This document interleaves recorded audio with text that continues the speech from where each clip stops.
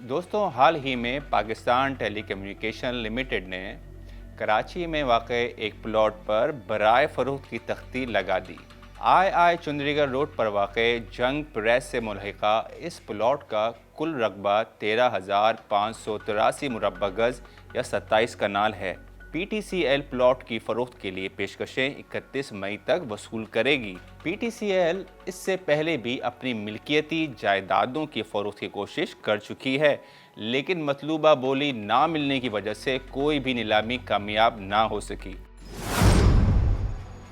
سال 2005 میں متحدہ عرب امارات کی سرکاری کمپنی اتصالات کو پی ٹی سی ایل کے 26% حصص انتظامی اختیارات کے ساتھ $2.5 ارب میں سونپ دیے گئے، لیکن 20 برس بعد بھی پاکستان خریدار کمپنی اتصالات سے $80 کروڑ کی خطی رقم وصول نہیں کر سکا، اور نہ ہی اتصالات کے خلاف قانونی کارروائی کا کوئی فیصلہ کیا جا سکا۔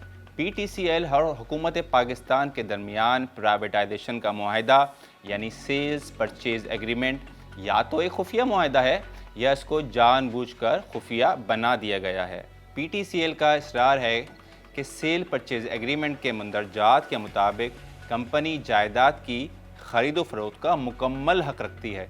حال ہی میں قومی اسمبلی کی قائمہ کمیٹی برائے آئی ٹی و ٹیلی کام کے متعدد بار تقاضا کرنے کے باوجود بھی P T C L sales purchase agreement یعنی ایس پی اے قائمہ کمیٹی میں جمع کرانے سے مسلسل گریزاں ہے۔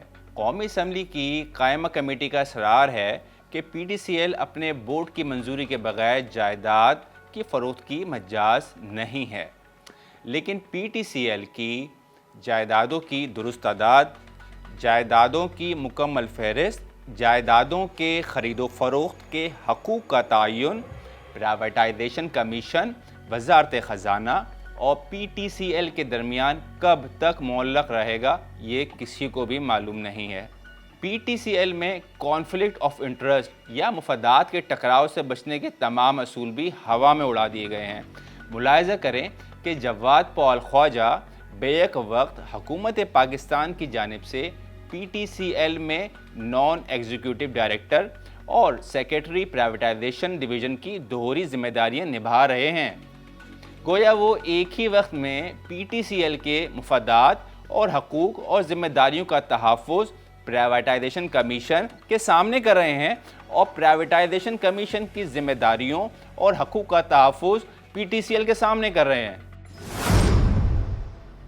پی ٹی سی ایل کا حکومت پاکستان سے 94 جائیدادوں کی حوالگی کا مطالبہ ہے، جبکہ حکومت پاکستان 34 جائیدادوں کی حوالگی کا حق قبول کرنے کو تیار ہے، اور اس سارے معاملے میں ریاستی اثاثوں کی مبہم غیر واضح ملکیت سے پاکستان کو بے انتہا نقصان ہو چکا ہے۔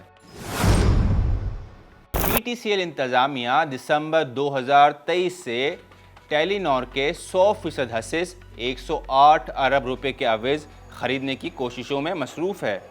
پی ٹی سی ایل اس سودے کے لیے ورلڈ بینک کے ذیلی ادارے انٹرنیشنل فائنانس کارپوریشن سے $40 کروڑ کی فائنینسنگ اپروول بھی حاصل کر چکی ہے۔ کمپٹیشن کمیشن آف پاکستان نے ٹیلی نار اور پی ٹی سی ایل کے انضمام کو فی الحال منظوری نہیں دی ہے۔ سی سی پی نے اتصالات، جس نے اپنا ٹریڈنگ نام اب ای اینڈ رکھ دیا ہے، سے ٹیلی نار میں متوقع $1 ارب کی سرمایہ کاری کا ٹائم فریم اور تفصیلات بھی طلب کر لی ہیں تاکہ Telenor P T C L merger کا مرحلہ مکمل ہو سکے۔ پاکستان کے پاس بظاہر لمبی مدت کے لیے کوئی ٹھوس اور جامع نجکاری پالیسی نہیں ہے۔ پاکستان نے سن 91 سے 2010 تک 167 ریاستی کمپنیوں کی نجکاری مکمل کی، جبکہ 2010 سے 2025 تک صرف 5 ادارے ہی پرائیویٹائز ہو پائے ہیں۔ پاکستان میں نجکاری کی شفافیت پر ہمیشہ ہی سوال اٹھتے ہیں۔ ضرورت اس امر کی ہے کہ پرائیویٹائزیشن کے عمل کو عالمی معیارات کے مطابق بنایا جائے تاکہ ایک یا دو ممالک پر پاکستان کو انحصار نہ کرنا پڑے۔